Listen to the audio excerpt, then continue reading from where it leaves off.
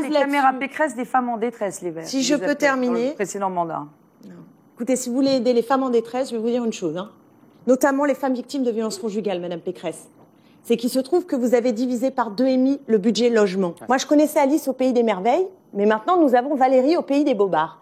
Je m'inquiète, y compris des 80 000 caméras qu'a acheté Valérie Pécresse pour la reconnaissance faciale, alors même que la CNIL n'a pas donné son accord. Ah, mais alors, quand vous voulez tuer votre chien, vous dites qu'il a la rage. Non, il a pollué toutes les Yvelines. Il a pollué toutes les Yvelines. Et pourquoi, Madame Pécresse? Parce qu'il était obsolète. Parce qu'il n'a pas été entretenu par Total. Et à quel moment vous avez mené le rapport de force? Jamais. 22 millions d'euros ont été donnés à des entreprises du CAC 40 depuis 5 ans. C'est pour moi 22 millions d'euros qui auraient dû être injectés dans l'économie sociale et solidaire ou alors dans des emplois directs, là où Valérie Pécresse a par exemple supprimé les emplois tremplins, vous savez, qui existaient avant. Eh bien moi je propose que nous créions 30 000 emplois solidaires pour précisément donner des emplois aux personnes qui sont peu qualifiées et pour répondre à des besoins qui sont des besoins fondamentaux des Franciliennes. Vous savez, l'économie, c'est pas tout pareil tout le temps. Il y a de la transformation, il y a de la création. Nous allons faire venir des nouveaux investisseurs. Nous avons relocalisé 140 entreprises en Île-de-France avec nos aides à la relocalisation. Ces aides sont très puissantes. Alors oui, ça s'appelle l'attractivité, Madame Autain. Ça vous dérange de faire venir des investisseurs étrangers pour qu'ils puissent créer de l'emploi en Île-de-France? Moi, c'est mon travail, je le fais et ça crée de l'emploi. Un autre exemple concret, après Renault, Grand Puy. C'est une raffinerie, d'accord? Il y a 700 emplois directs, des centaines d'emplois indirects. Vous venez d'en parler, plaisanterie. Vous n'avez rien fait. Vous les avez laissés délocaliser. Total fait un projet de greenwashing, Madame Pécresse, et vous le savez. Il y a un gazoduc qui risque de polluer la Seine. Laissez-moi terminer. Fait un projet, d'accord, pour fermer. Vous voulez garder l'oléoduc? Ce qui veut dire, ah, mais alors, quand vous voulez tuer votre chien, vous dites qu'il a la rage. Non, il a pollué toutes les Yvelines. Il a pollué toutes les Yvelines. Et pourquoi, Madame Pécresse? Parce qu'il était obsolète. Parce qu'il n'a pas été entretenu par Total. Et à quel moment vous avez mené le rapport de force? Jamais. Moi, j'y étais à Grand Puy. Non, quand vous êtes allé à Grand Puy, vous êtes allé voir la direction de Total.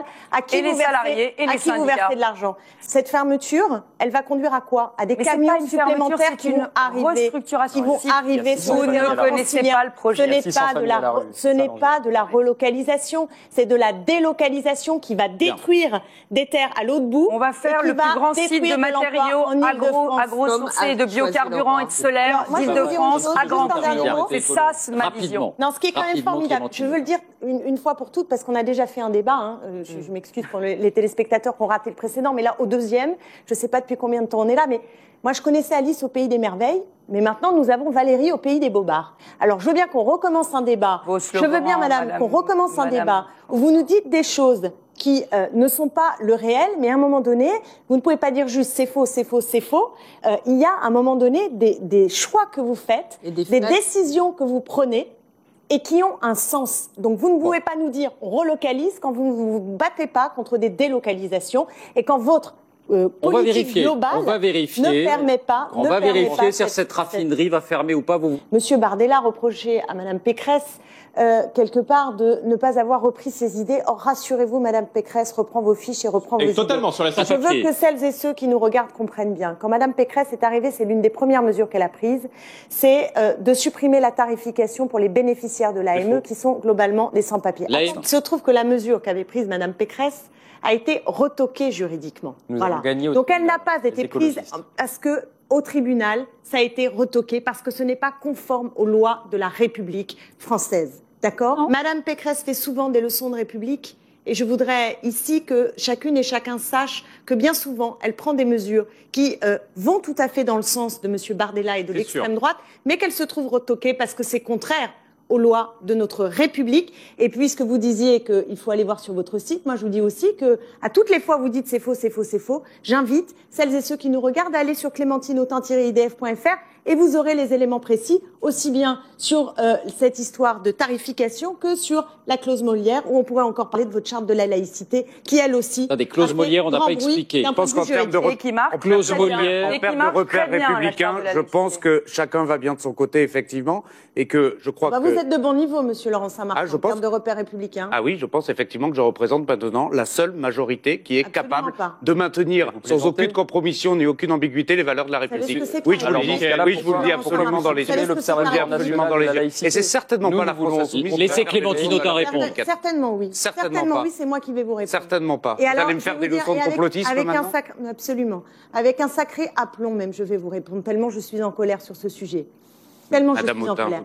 Monsieur Laurent Saint-Martin, la République, elle est laïque, elle est indivisible, elle est laïque, elle est démocratique. Oui, mais pas la France insoumise. Et qu'est-ce qu'elle est encore? Pas la France Elle insoumise. est sociale, monsieur Laurent Saint-Martin. Vous n'avez aucune leçon à me donner de valeur de la République. Qui ne soit pas sociale, monsieur Laurent Saint-Martin. Aucune leçon. Et moi, je regarde votre politique, je suis dans l'hémicycle comme vous, je la vois passer, je la combats, et je peux vous dire que la République, la France que j'aime, je me demande où elle est quand je regarde ce que vous faites. Écoutez-moi. Non, mais vous êtes pour le recrutement d'agents de sécurité, vous aussi? Je suis pour qu'il y ait davantage de présence humaine dans les transports en commun en particulier, en effet. Voilà, non, mais c'est important de le dire. Plutôt que de la vidéosurveillance qui, contrairement à ce que dit Madame Pécresse, n'a jamais permis de combattre véritablement. Même Julien Bayou dit que c'est utile pour élucider les crimes maintenant. Mais non, et même là, écoutez Madame Pécresse, il a vu les caméras Pécresse des femmes en détresse, les Verts. Si je peux terminer. Le précédent mandat.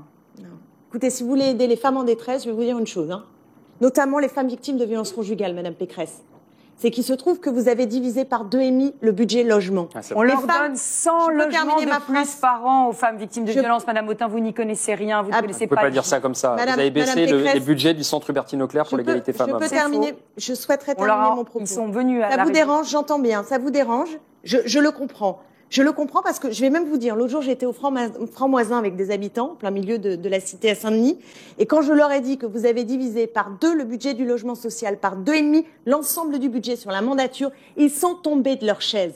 Donc vous pouvez raconter ce que vous voulez, de logements et de logements sociaux pendant les première 20 000 agréments. Attention à votre temps de parole, Valérie Pécresse, parce qu'on approche de la fin. Comme une arracheuse de dents, c'est impressionnant sur ce sujet. Clément, la vidéosurveillance, faut-il la supprimer ou la développer? Je pense que la vidéosurveillance n'est pas le principal levier pour arriver à véritablement faire reculer la délinquance. Il faut y renoncer?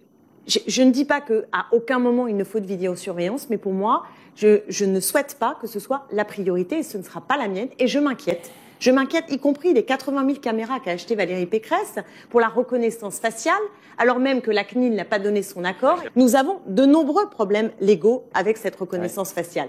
Donc, d'aller sans cesse du côté d'une inflation aussi de propositions. Madame Pécresse avait proposé que c'est totalement anticonstitutionnel, mais qu'il y ait des peines doublées dans les quartiers politiques de la ville. Quand on croit à la République,